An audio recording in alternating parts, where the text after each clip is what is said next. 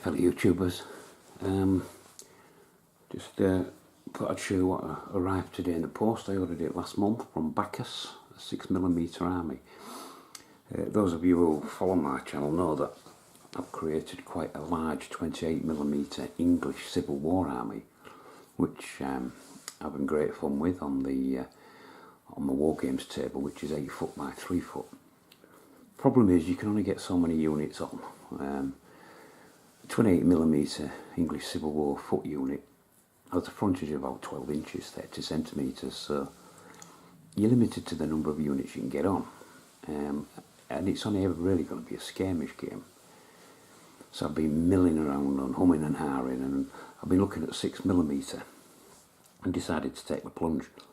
I thought, well, I'll never be able to paint them, but I've watched Greg Huff's tutorial, I've watched Ringo Simpkins' tutorial.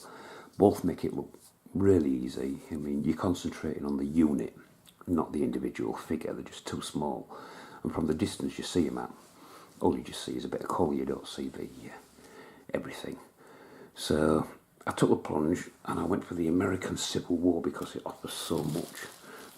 And this came from Bacchus today. There's actually the Joy of Six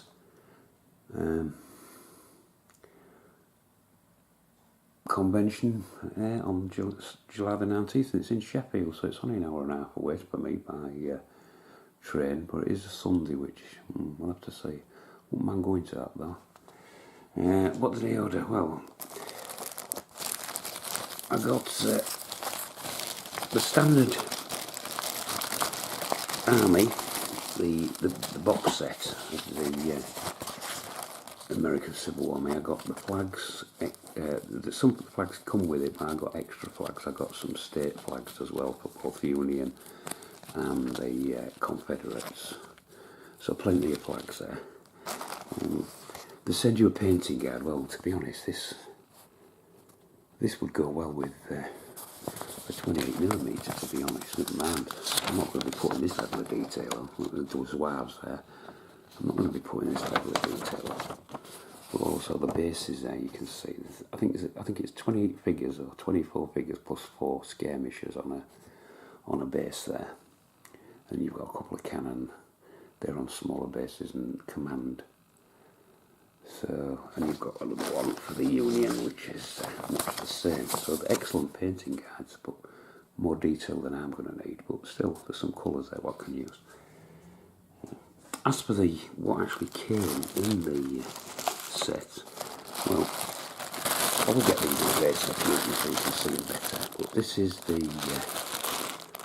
Confederate Army pack, and I think in here there are 12 units of infantry, a couple of units of cavalry, a couple of units of Swarves, some artillery, and some command figures, some generals. I think there's enough for 12 units of infantry. So you've got a whole army there in that little bag. For a lot less than the cost of trying to do that in 28mm. I'm looking at epic scale battles here. So that's the Union. Also, obviously, you can't have them without that was the Confederate set. This is the Union. So we've got the Union troops as well. Again, I'll get these out for you later. Enough there. And I thought, well, if I'm going to go epic, I've got the booster pack. The booster pack for the Union. So I think there's another 10 infantry units in there. And the infantry booster pack for the Confederates will be another 10. So I'm looking at probably 22 infantry units at least on each side, plus artillery and a couple of cavalry units. So a fair bit to paint there. And also the MDF bases, they had to have extra bases for the booster pack. So these are 60mm by 30mm bases. They'll do for the booster packs. This pack with the smaller bases and the standard bases came with the set, the original American Civil War set. So there's enough there to base up the army that came. Another nice touch is these resin buildings. A cabin there with a yard, a wagon parked up in there. And they come with these little bases that can be painted up and you can slot them in or not, depending on whatever you want to do. And there's 3 of these buildings, so there's that one. There's some sort of workshop or barn possibly. A pile of logs and stuff there, a little bit of a wall. Again with its base. That's 2 of them. And then there's quite an impressive house here. This one, a much bigger house. Again with its wall around. Nicely modelled. And again you get a base to put it in, so they'll look good on the table. So I've got 3 pieces of, 3 buildings. And here I've got, I didn't order this one. I think they put this in as a tempter. This is AGR 8A, so I'm assuming that's ancient Greeks. And they look like, they look like, I've got the big shields and the spears, so I'm assuming they're not phalangites, what do you call them? I'm not really sure what they're called, but I'll get them out for you to have a look. We've got the spears anyway. And then finally in the box, you get on they came, the polymus, and it's the rules for smaller scale battles, and also if you turn it over, it's upside down that way. You've got another set of rules which is for larger scale battles. I probably got them wrong way around, but one's one, and it's a nice book. Lots of diagrams and bits and pieces in there. Some cheat sheets, a bit of some colour there, and then turning it around for the other side. Antietam, some scenarios, army generators, etc. So she'll look at that to see what the rules are like. I don't know if I'll be using them rules, but I'll certainly give them a look. I'll stop the camera now and I'll get a few of the figures out for you to have a closer look at. Right, I've got a few of these figures out now. Let's see if I can show you this, see if this will show up. These, of course, when I've looked at them, the name what was escaping me is hoplites. I don't know how well you can see that. A little batch of 4 hoplites with the shields and the spears. And the bag was enough for, I would think, a full unit. So they sent me quite a few of those naughty people. They're trying to tempt me into another era. That's what they're doing. That's why they've slung these in. But they are very nice, I must admit. They are tempting. But anyway, back to the...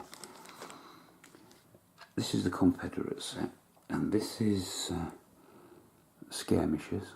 And for those people I know, the ones who watch my channel are not wargamers, like to see what scale it is. So that strip of men there, they were skirmishers, which actually will be split up into 4 separate. But the full strip there comes to what, just about an inch and a quarter there, 3 centimetres and a bit. Here's the command stand with a flagpole. Again, the width of that, less than an inch, as you can see. So, but again, nicely detailed.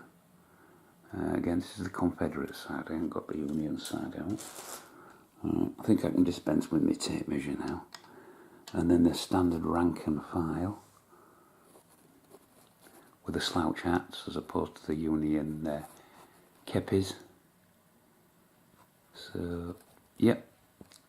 Should be interesting to paint. They'll go on the lolly sticks or popsicle sticks, as everybody else in the world seems to call them. The cavalry, you get 3 figures like this. 3 cavalry.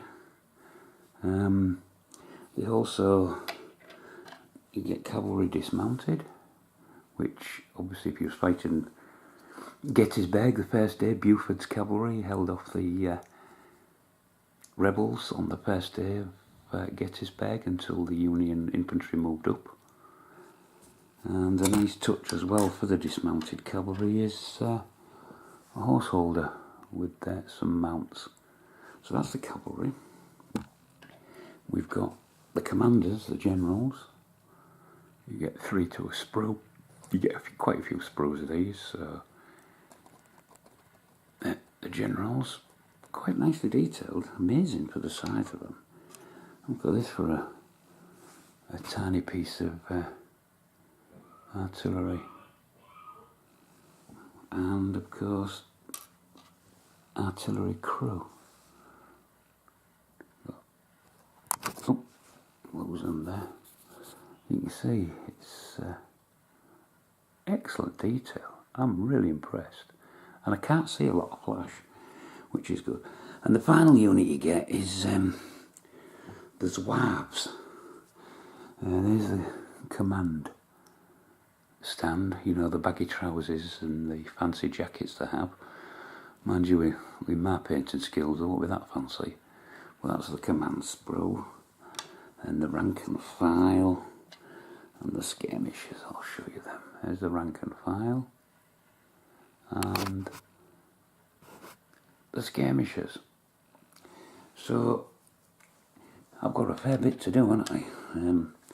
But when these are all painted up and based up, you know, you're talking about epic battles here with them. I mean, if I've got like the equivalent of 20 or 22 bases per side, if I paint this lot up, you know, you're starting to look at some of the big battles, the Shilohs and the Vicksburgs, all those sort of big battles, Gettysburg. So yeah, it's going to be really, really quite epic. I'm looking forward to getting stuck into this. I've also ordered one of the cigar box battle maps, not mats. Yeah, it comes on a mat. It's like felt based. I've ordered the one called 5 Points, which has well, basically 5 roads coming to a crossroads. I think it's based on the Napoleonic Battle of Quatre Bras, but it's not got any names or anything on it, so you can use it for anything. And I'm going to use it. It's 6 foot by 4 foot, and I'm going to use it for this. It's designed for 6mm and slightly bigger scale, not rather than the 28mm. See how good it is, and obviously put my own scenery on it, and see how it goes. It'll fit nicely on my table, and it should look better than my green cloth and the stuff I use at the moment. So once that comes, I'll do a review of that as well. So, well, that's what came today. So a big project, going to keep me out of mischief for a long time, but I'm quite looking forward to getting into it. I'm not going to be able to do anything much today. I'll have to wash them all, base a few of them up on lolly sticks, but I'll take Ringo's advice, as he says, don't base up too many because it just looks, it's just overpowering, and they look overpowering in just all these bags. And this is just, when I can move this is just the Conservatives, I must get in the election. This is just the Confederate basic army. There's still the Union army and the both booster packs, so you can see there's a lot of metal there to paint. So right, I'll leave it at that. Thank you very much for watching. I'm enjoying I'm enjoying the May Painting Challenge, watching all your vids and trying to comment on them all. Some great stuff on there. Don't understand it all because I'm not a science fiction type person or fantasy type person, but love to see what everyone's doing with their models and the challenge, and I'm enjoying the fluff what's going along with some of you are writing as well. That's always good. So right, I'll leave it there. I'm waffling, so I'll speak to you again soon. Bye for now.